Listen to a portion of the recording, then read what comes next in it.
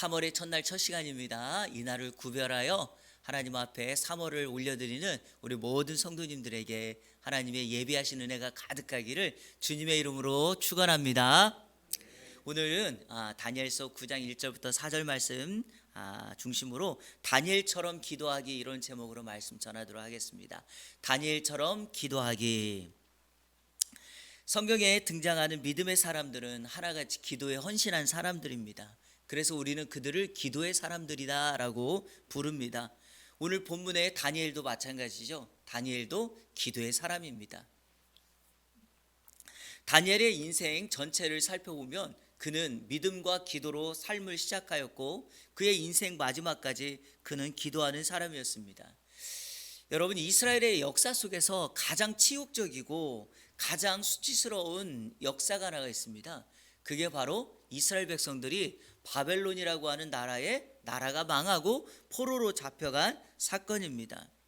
이스라엘 백성들은 하나님께서 친히 사랑하시고 선택한 백성들이었습니다. 우리가 신앙생활하는 동안에 이스라엘 백성들의 역사를 통해서 배워야 될 교훈은 바로 이것입니다. 하나님이 사랑하시고 하나님이 선택하셨다는 그 말씀이 내가 자유롭게 방종을 살아가는 것을 의미하지 않습니다. 내가 하나님의 사랑을 받았다고 해서 우상을 섬기거나 내 개인적인 쾌락과 만족을 위해서 살아가도 내 인생에는 전혀 문제가 없다라는 것을 뜻하지 않습니다. 내가 교회를 다닌다는 것이 내가 천국을 보장받았기 때문에 이제 이 땅에서 마음껏 죄를 지으며 살아간다는 것을 의미하지 않습니다. 하나님의 사랑을 경험하고 하나님의 자녀가 되어서 내가 성도가 되고 교회를 다닌다고 한다면 내 삶의 참된 변화를 통하여 과거의 삶을 청산하고 새 옷을 입은, 그래서 자녀다운 삶을 살아가는 하나님의 사람의 법칙 방식이 바로 성도된 사람의 가장 바람직한 것이었습니다. 하지만 이스라엘 백성들은 그렇게 살지 않았습니다. 하나님이 우리를 선택하셨고 우리는 선민이기 때문에 우리는 이렇게 살아도 전혀 문제가 없을 거라고 생각했습니다. 하지만 하나님은 그들을 그냥 내버려 두지 않았습니다. 바로 이스라엘 백성들을 이방 나라에게 나라를 망하게 하고 바벨론이라고 하는 나라에 포로로 잡혀가게 하셨습니다. 그렇게 포로로 잡혀간 사람들 중에 오늘 본문에 이 소년 다니엘이 있었습니다. 놀라운 것은요, 이 소년 다니엘은요, 소년 10대 때 바벨론의 포로로 잡혀갔지만 그의 믿음과 그의 신앙이 그 바벨론이라고 하는 나라에서 빛을 발하고 하나님께서는 믿음을 가지고 기도하는 그 다니엘을 사용하셨다는 것입니다. 사람들은요, 특별히 신학자들은 이런 말을 합니다. 오늘 우리가 살아가는 이 땅이요, 바벨론 세상과 똑같다라고 말합니다. 그런 것 같습니다. 그래서 다니엘서를 요즘에 집중하게 되는데, 왜냐하면 다니엘처럼 바벨론이라고 하는 세상 속에서 살아남기, 이런 책 제목도 있고요, 바벨론과 같은 이런 세상, 우상이 지배하고 정말 이제 더 이상 기독교의 나라라고 생각지 아니하는 이 땅 속에서 우리 성도들이 어떻게 다니엘처럼 살아가며 하나님께 칭찬받고 이 세상에서 빛을 발하는가라는 것을 우리가 배워야 할 것입니다. 우리가 오늘 다니엘의 이 인생을 통하여서 바벨론이라고 하는 나라에서 그의 신앙이 빛을 발하고 하나님께서 그를 사용하신 이유를 배우게 될 것입니다. 그것은 바로 다니엘이 바로 기도하는 사람이었기 때문입니다. 그의 기도의 특성을 한번 보실까요? 먼저 오늘 말씀을 전하기 전에 한 가지만 전하도록 하겠습니다. 이게 다니엘서를 읽어보면 순서가 그대로 되어 있지 않고요, 좀 앞뒤가 거꾸로 되어 있는 장면이 있어요.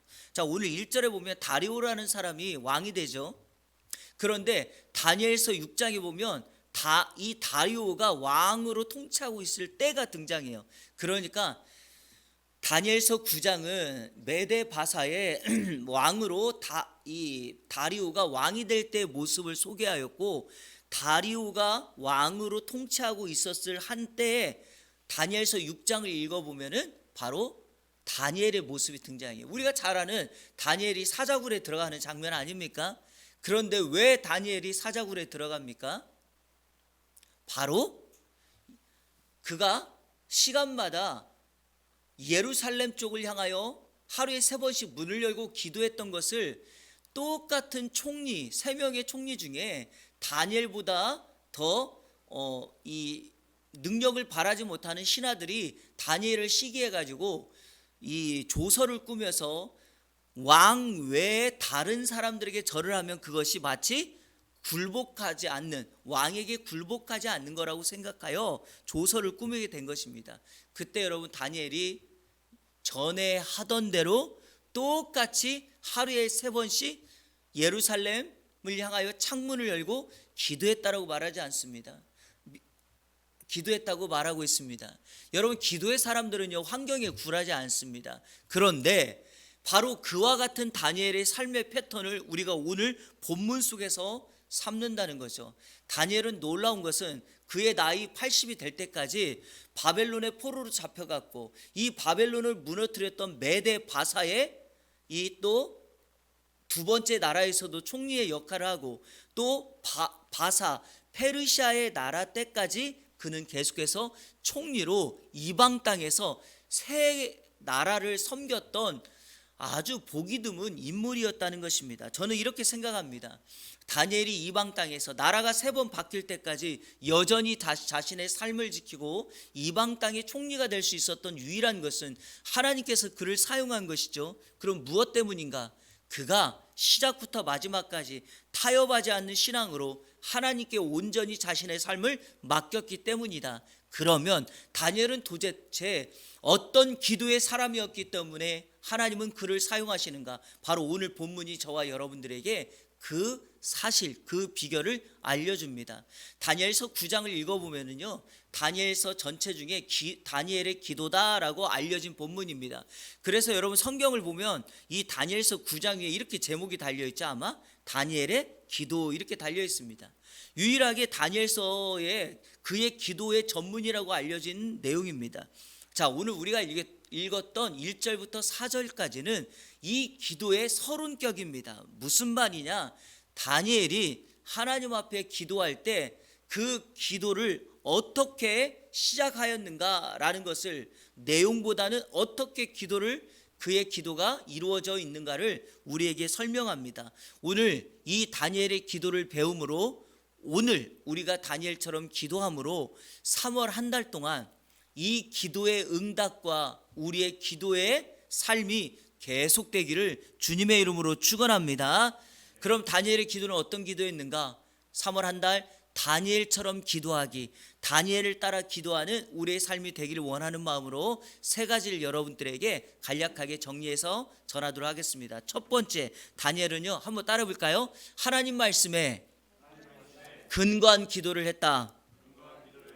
1절과 2절 말씀 제가 한번 쭉 읽어볼게요. 메대 족속 아하수에로의 아들 다리오가 갈대아 나라 왕으로 세움을 받던 첫 해, 곧 그 통치 원년에 나 다니엘의 책을 통해 여호와께서 말씀으로 선지자 예레미야에게 알려주신 그 연수를 깨달았나니 곧 예루살렘의 황폐함이 70년 만에 그치리라 하신지라. 여러분, 먼저 시대적인 배경을 다 설명할 수는 없으니까 이렇게 이해하시면 됩니다. 바벨론이라고 하는 나라를 무너뜨렸던 나라가 메데 바사입니다. 그리고 그 메데 바사 다음에 세워진 나라가 바사입니다. 사실은요, 바벨론 다음에 바사, 페르시아 그래도 되는데, 잠깐 이 페르시아와 바벨론 사이에 과도기적으로 있는 잠깐의 그 나라가 메데 바사입니다. 그러니까 그 메데 바사 때 다니엘이 나라의 총리로 있었는데, 그때 하나님 앞에 기도했던 내용입니다. 그런데 여기 2절에 보니까 선지자 예레미야가 예언했던 말씀을 책을 통해서 깨닫게 되었다 그랬죠. 바로 예레미야가 하나님의 말씀을 받아 백성들에게 했던 말씀, 그 예언을 깨닫게 된 거죠. 여러분, 그게 뭡니까? 성경은 이렇게 말합니다. 예루살렘의 황폐함이 70년 만에 그치니라. 무슨 내용이죠? 여러분, 혹시 그 세계사에서 바벨론 유슈라는 말 들어보셨나요? 바벨론의 포로로 잡혀갔다가 돌아오는 내용, 예레미야는 이렇게 예언합니다. 너희들이 지금 하나님 앞에 돌아오지 않으면 이방 땅에 우리가 포로로 잡혀갈 것이다. 그러나 하나님이 70년이 지난 다음에 돌아오게 할 거다. 자, 우리 그 예언을 한번 여러 구절이 있어요, 예레미야에. 근데 하나만 읽어보겠습니다. 예레미야 29장 10절 같이 한번 읽어볼까요? 시작. 여호와께서 이와 같이 말씀하시니라. 바벨론에서 70년이 차면 내가 너희를 돌보고 나의 선한 말을 너희에게 성취하여 너희를 이곳으로 돌아오게 하리라. 나라가 망하고 바벨론의 포로로 잡혀갈 것인데 70년이 지나면 그때 내가 너희를 이곳으로 돌아오게 하겠다. 이것을 다니엘이 말씀으로 읽고 깨닫게 된 것입니다. 성도 여러분, 말씀을 듣고 깨닫는 순간 다니엘이 기도하기 시작합니다. 이거는 은혜입니다. 왜냐하면 여러분 보십시오. 사람들이 말씀을 듣고 성경을 공부해도 기도하는 사람, 기도로 반응하는 사람 많지 않습니다. 은혜를 받았다고, 말씀을 들었다고 말은 하는데 기도로 반응하는 사람 그리 많지 않습니다. 그러나 신앙의 비결은 무엇인가? 말씀을 듣고 은혜 받는 거 정말 큰 은혜입니다. 그리고 그 받은 은혜, 들은 말씀을 붙잡고 하나님 앞에 기도의 자리로 나아가는 사람은 더 큰 은혜가 부어질 줄로 믿습니다. 바로 3월 한 달 동안 이렇게 다니엘처럼 말씀을 듣고 은혜를 받았다면 그 은혜 받은 말씀을 가지고 기도의 자리에 앉아 하나님 앞에 기도하면 더 큰 은혜가 여러분의 인생과 가정과 기도 제목 위에 응답될 줄로 믿습니다. 그런데 다니엘이 왜 굳이 이때 하나님의 은혜를 경험하고 깨닫게 되는가? 오늘 성경은 다리오 왕 원년이라고 말을 합니다. 이 시간을 강조하는 이유가 있습니다. 왜냐하면 이게 바로 하나님의 때이기 때문이죠. 성도 여러분, 하나님의 일하심은요 항상 우리가 생각하고 우리가 정해놓은 시간이 아닙니다. 우리가 기도해야 될 이유가 어디 있는 줄 아십니까? 바로 하나님의 응답의 때가 속히 우리에게 임할 수 있고 그 하나님의 때인지 아닌지를 우리가 밝히 알 수 있는 게 기도할 때 그 때가 깨달아지기 때문입니다. 그런데요, 기도하지 않으면 이 때를 찾을 수가 없습니다. 그래서 하나님은 성도들에게 말씀을 들음으로 은혜 받게 하고 그 받은 은혜를 가지고 기도할 때 지금이야말로 은혜의 때이며 지금이야말로 구원의 때임을 알아 내가 기도의 자리를 사수해야 된다. 내가 기도하지 않으면 우리의 사업장, 내 자녀들 그리고 우리 교회가 건강하고 부흥하고 은혜를 경험하고 하나님의 이 어두운 세상에 빛을 발할 수 있게 된다라고 하는 것을 깨닫게 되는 것이 바로 하나님의 역사입니다. 이렇게 한번 말해볼까요? 하나님께서 저와 여러분을 왜 지금까지 이 땅에 이곳에 남겨두는가? 바로 기도를 통하여 하나님의 때를 분간하고 그 기도를 통하여 하나님의 은혜를 이 땅에 흘려 보내기 위함이다. 저는 그런 줄로 믿습니다. 하나님의 역사 일하심을 다 이해할 수 없습니다. 해석할 수도 없습니다. 그러나 여러분 결론은 똑같다는 거 아십니까? 하나님은 언제나 선하십니다. 하나님은 언제나 자기의 섭리하신 뜻대로 일하십니다. 그리고 하나님의 역사는 언제나 하나님이 계획하신 카이로스의 그때 그 시간에 임하게 될 줄로 믿습니다. 그래서 저는요 이렇게 여러분에게 말씀드리고 싶습니다. 오늘이 하나님의 가장 적합한 시간이다. 지금 우리가 살고 있는 이 살아가는 지금의 환경과 장소가 하나님이 가장 우리에게 좋은 장소로 주신 곳이다.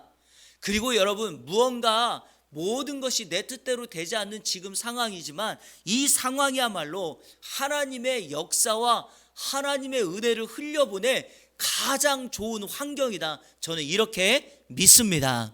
그래서 때때로 믿음의 사람들에게 고난이 찾아오기도 하고 앞과 뒤와 옆에 문이 막혀 있는 듯한 고난과 환경을 만나지만 그때 하나님은 우리에게 기도함으로 하늘문을 열어서 하나님의 은혜를 경험하게 하고 하늘로부터 임하는 성령의 역사가 우리 주변의 공동체를 전염시키는 은혜가 있게 될 줄로 믿습니다. 성도 여러분, 제가 설교 시작할 때 분명히 말씀드렸죠. 다니엘은 지금 이스라엘이 아니라 어느 땅에 있습니까? 이방 땅에 머물러 있습니다. 이방 땅에서도 하나님의 일하심, 하나님의 역사는 여전히 계속되고 있다.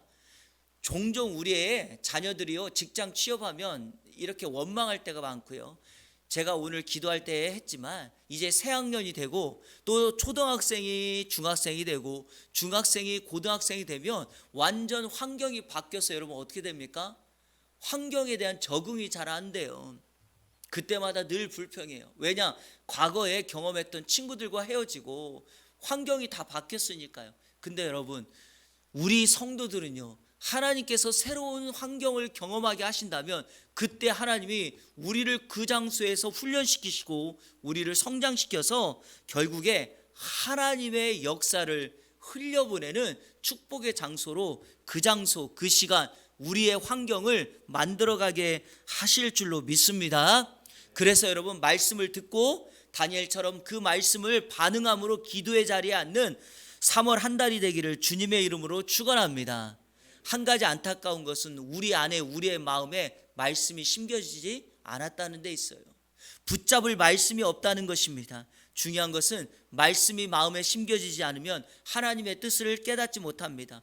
하나님의 뜻을 알지 못하니까 그분의 뜻대로 기도하지 못합니다. 그러니까요, 성경에 믿음의 사람들 다 보세요. 하나님 말씀하면 그 말씀을 마음판에 새기고 그 말씀 가지고 기도의 자리에 앉잖아요. 바로 이것이 내가 신앙을 잘 지켜가고 평생의 신앙의 사람으로 살아갈 수 있는 하나님의 비밀인 줄로 믿습니다. 바로 그때 우리의 시련, 우리의 찾아오는 문제를 거뜬히 해결할 수 있게 될 줄로 믿습니다.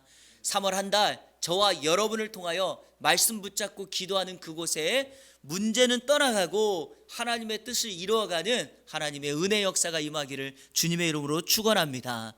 두 번째, 다니엘의 기도의 특징은 한번 따라 볼까요? 회개의 기도다.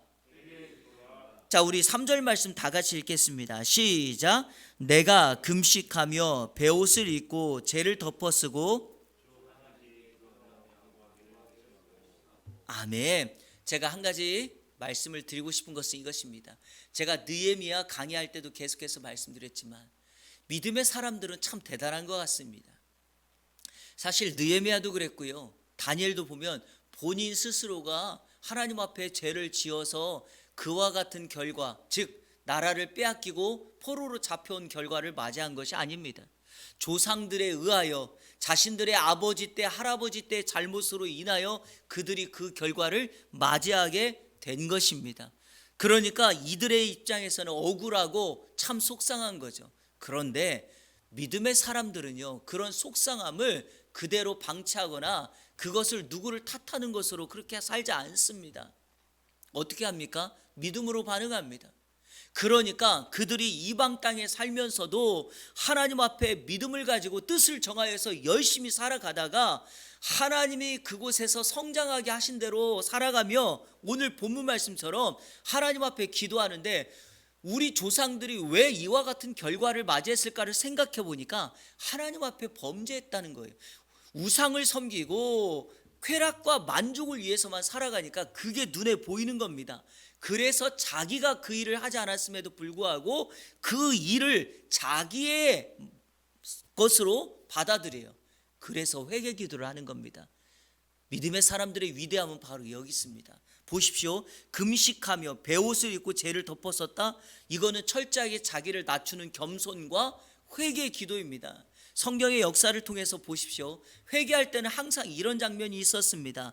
엘리야가 아합 왕에게 당신 죽을 것입니다, 당신 그렇게 하나님 앞에 범죄하면 죽을 것입니다 라고 했을 때 열왕기상 21장 27절 한번 볼까요? 시작. 아합이 이 모든 말씀을 들을 때 그의 옷을 찢고 굵은 배로 몸을 동이고 금식하고 굵은 배에 누우며 또 풀이 죽어 다니더라. 우리가 잘 알고 있는 요나 선지자는 어떻게 기도합니까? 요나서 3장 6절 같이 읽겠습니다. 시작.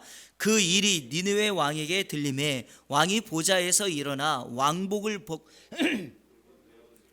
제 위에 앉으니라. 여러분, 왕으로부터 시작한 이 역사가 회개 역사로 일어납니다. 회개할 때 하나님의 용서, 하나님의 회복이 시작됩니다. 그래서 한 나라, 한 공동체, 한 개인 모두 다 변화되고 살아날 때 반드시 그들에게 회개 역사가 일어나게 됩니다. 그런데 여러분, 회개를 함에도 중요한 사실은 계속해서 회복의 역사가 일어나지 않는다, 용서가 일어나지 않는다. 이유가 뭘까요? 올바른 죄를 끊지 않았기 때문이죠. 자, 우리 이사야서 59장 1절과 2절 이 말씀을 기억하셔야 됩니다. 같이 읽겠습니다. 시작. 여호와의 손이 짧아 구원하지 못하심도 아니요 귀가 둔하여 듣지 못하심도 아니라 오직 너희 죄악이 너희와 너희 하나님 사이를 갈라 놓았고 너희 죄가 그의 얼굴을 가리어서 너희에게서 듣지 않으시게 함이니라. 여러분, 이 죄악이 하나님과 우리 사이를 갈라 놓았어요. 그래서 회개 기도를 한 겁니다. 그런데요, 회개 기도를 했는데도요, 이 죄악을 계속해서 방치한다든지 끊지 않는다면 어떤 일이 벌어질까요? 관계가 회복되지 않습니다. 그런데 사람들이 이 죄를 알면서도 회개를 못하는 이유가 뭘까요? 이 회개하는 일이 쉽지 않아요. 뭔가의 자기의 잘못을 사람들에게 드러내는 것 같고요. 자, 오늘 본문으로 말하자면 금식하는 거 어렵습니다. 여러분, 베옷을 입는 거, 죄를 뒤집어 쓰는 거 자기 자신을 낮추는 거거든요. 한번 다니엘 입장에서 생각해 보겠습니다.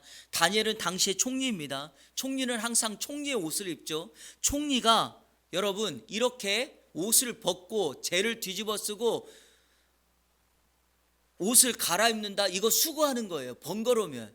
제가요, 이거는 뭐 제가 비난하는 거는 아니니까 이해하고 들으십시오. 우리나라 지금 현재 뭐 여러 고위 공직자들이 잘못을 하고 이태원 사건이 일어나고 여러 가지를 했지만 나서서 잘못했다라고 말하는 사람이 없다고 지금 매스컴에서 계속 이야기하는 게 무엇입니까? 이게요, 자기의 잘못을 인정하는 것이 어려워요. 여기에는 수고가 따르고 번거로움이 따릅니다. 더욱이 총리가 그렇게 한다는 거는요, 옷을 벗는다는 것은 마치 신분과 직분을 내려놓는 거예요. 그래서 아까 제가 말씀드렸잖아요, 이 3절이 겸손의 기도이자 회개 기도라고 말한 이유는요, 내 신분을 내려놓고 그럼에도 불구하고 하나님 앞에 회개할 수 있다는 거, 그것이 바로 회개의 역사를 만들어냅니다. 우리 한국 기독교 역사에 1907년에 평양 대붕이 일어났을 때 여러분, 그 부흥의 역사의 시작의 출발점은 성도들의 회개에 있었다 그랬죠. 그런데 그 회개 운동이 가능하게 됐던 이유가 뭔지 아십니까? 두 가지의 이유가 있었어요. 첫 번째는 그 시작을, 부흥의 집회를 인도했던 외국인 선교사님들이 먼저 하나님 앞에 회개하기를 시작했고, 두 번째는 그 평양의 장대현 교회를 목회하셨던 주기철 목사님이 회개하기를 시작함으로 그때부터 이 구원의 역사, 부흥의 역사 일어나게 된 것입니다. 그러니까 보십시오. 아무리 훌륭한 지도자라도, 높은 위치에 있더라도 그 사람이 낮아지고 자신의 삶을 하나님 앞에 내어놓고 회개하기 시작할 때, 그때부터 구원의 역사가 일어나게 될 줄로 믿습니다. 자, 시편 10편 17절, 제가 설교하면서 이 성경 구절을 찾았는데요, 아주 정말 은혜가 됩니다. 같이 한번 읽어볼까요? 시작. 여호와여, 주는 겸손한 자의 소원을 들으셨사오니 그들의 마음을 준비하시며 귀를 기울여 들으시고. 하나님은 어떤 자의 기도를 들으세요? 겸손한 자. 그게 바로 누구예요? 자신의 신분에 상관없이 하나님 앞에 회개할 수 있는 사람들. 오늘 살아가는 현대인들은요, 기도할 이유보다 회개하지 못할 이유가 더 많아요. 여러분, 기도하지 못할 이유가 너무 많아요. 바빠요, 분주해요, 할 일이 많습니다. 자녀 양육해야 돼요, 늘 누군가를 만나야 돼요, 일이 많아요. 그리고 또 피곤해요, 약속이 많아요. 기도하지 못할 이유가 너무나 많아요. 여러분, 그 기도하지 못할 이유가 너무 많아서 하나님 앞에 기도하지 못한다면 그 사람은 하나님의 은혜를 구하지 못해요. 그러니까 신앙의 바른 신앙은 무엇입니까? 영혼의 문제를 위하여, 하나님의 은혜를 위하여 하나님께 간구하는 것을 가장 우선순위로 두는 사람이요, 신앙생활을 가장 잘하는 거예요. 오늘 3월 월삭 기도에 나오신 여러분들, 여러분의 삶의 우선순위를 하나님의 말씀을 듣고 그 말씀대로 기도하고, 기도할 때 혹여라도 이 시대의 죄악상을 놓고 하나님 앞에 회개 기도하는 저와 여러분들 되시기를 주님의 이름으로 축원합니다. 후회도 소용없어요. 우스갯소리로 여러분, 천국 가면 들려지는 감탄사가 하나가 있대요. 아시죠? 껄껄 이런 소리만 계속 들린대요. 지옥 가면 뭐라고 해요?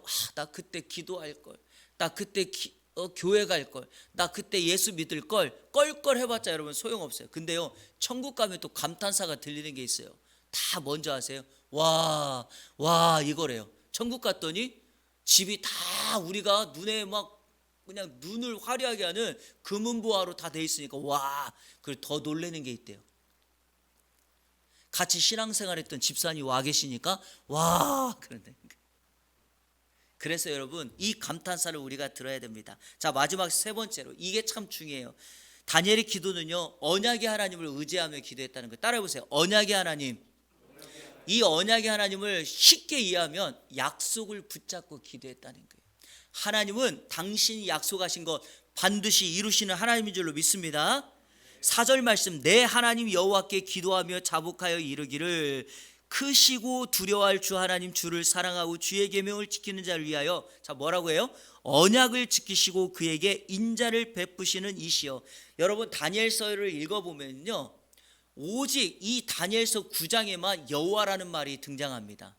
다니엘은 지금까지 하나님의 이름을 부를 때 여호와라고 부른 적이 없어요. 그런데 하나님 앞에 기도하는 이곳에서만 여호와라는 말을 8번이나 사용하고 또 10장에 가면 여호와라는 말을 안 써요. 그러니까 다니엘은 의도적으로 여호와의 말씀을 사용했는데 왜 여호와라는 말을 씁니까? 여러분 여호와라는 말은요, 하나님께서 출애굽기 3장에 모세에게 소명을 주실 때 자신의 이름을 모세에게 알릴 때 나는 여호와다라는 말을 했어요. 자존자, 스스로 있는 자, 영어로 I am, who I am 이렇게 부르는 이름인데 스스로 있는 자. 그러면서 이 이름을 가르쳐주면서 여호와라고 하는 말씀을 이렇게 해석합니다. 뭐라고요? 나는 언약의 신실한 하나님이다.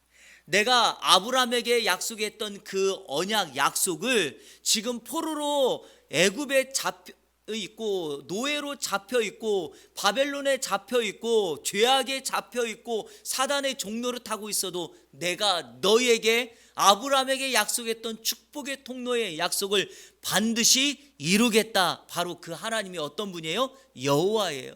그래서 다니엘은 기도할 때 하나님의 약속, 하나님의 언약을 붙잡고 기도한 거죠. 성도 여러분, 100% 응답받는 기도가 어떤 기도인 줄 아시나요?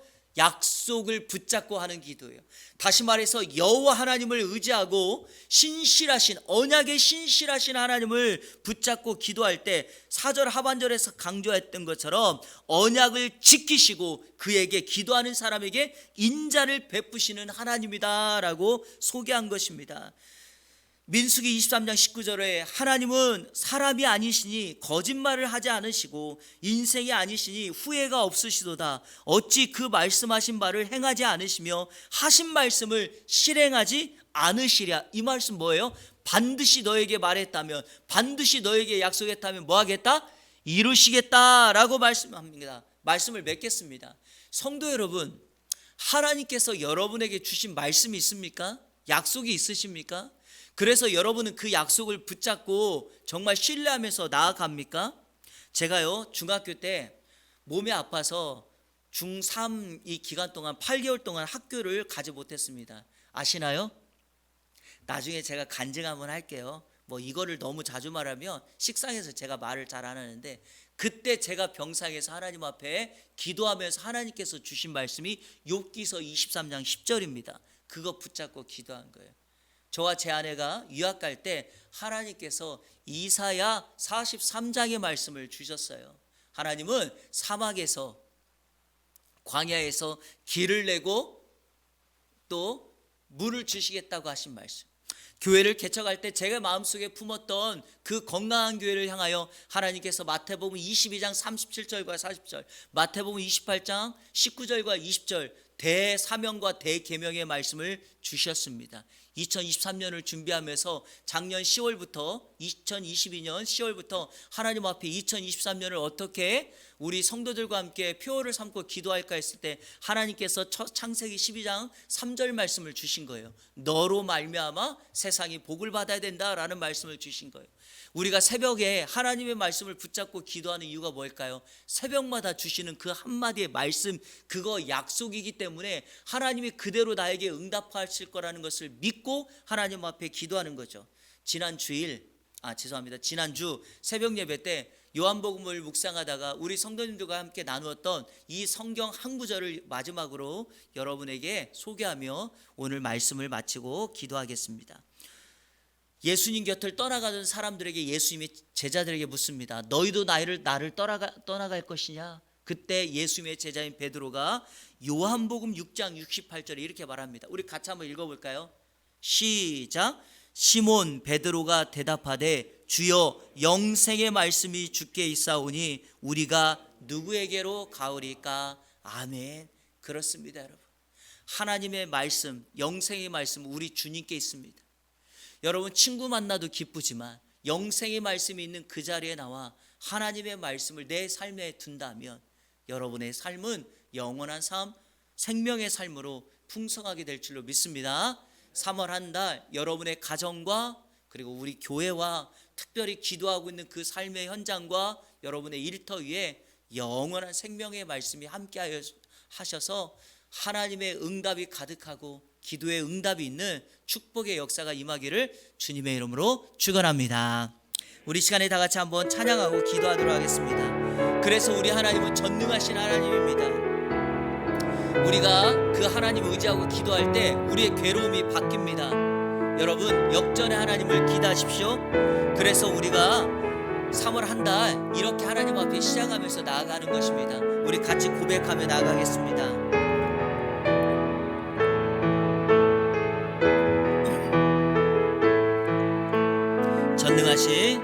전능하신 나의 주 하나님은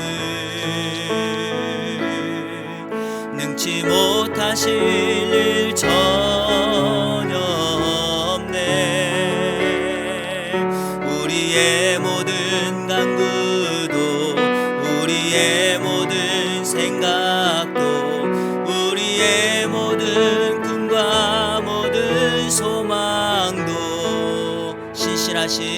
신실하신 나의 주 하나님은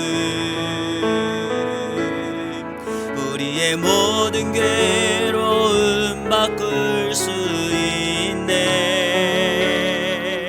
불가능한 일 행하시고 죽은 자를 일으키시니 그를 이길 자 아무도 없네.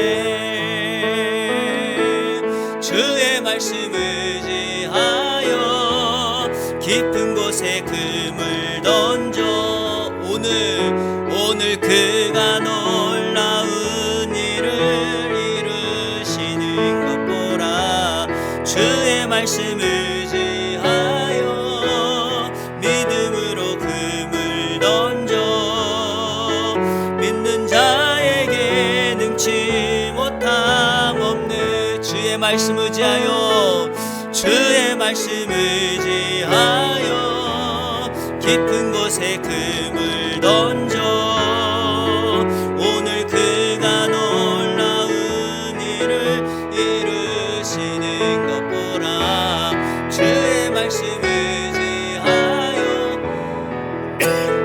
금을 던져 믿는 자에게 능치 못함 없네. 목마른 나의 영혼 목마른 나의 영혼 주를 부르니 나의 맘 만져 주소서.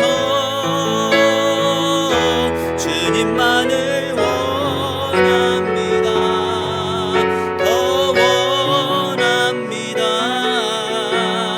나의 맘 만져 주소. 우리 마지막으로 한 번 더 고백합니다. 목마른 나의 영혼 주를 부르니 나의 맘 만져 주소서. 주님만을 원합니다. 더 원합니다. 나의 맘 만져 주소서.